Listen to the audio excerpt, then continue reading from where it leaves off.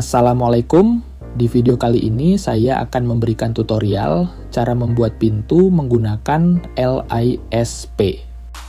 Oke, langsung saja di sini ada sebuah contoh denah sederhana yang belum ada pintunya. Langkah pertama kita upload dulu LISP-nya, ketik AP kemudian enter. Ini dia LISP-nya. Kemudian kita load dan oke. Kita panggil LISP-nya dengan cara ketik D1.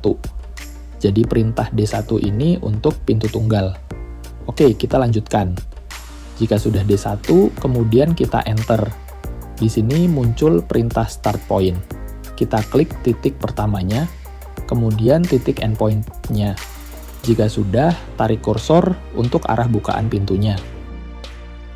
Dan klik, maka pintu langsung muncul ya. Kita coba sekali lagi.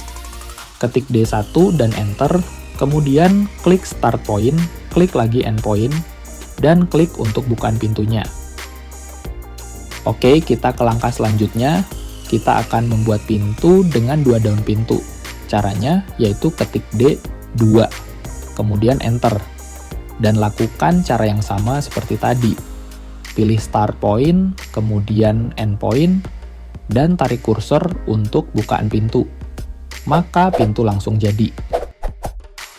Oke, sampai sini saja untuk tutorial kali ini.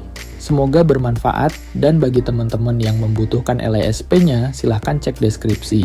Terima kasih. Assalamualaikum warahmatullahi wabarakatuh.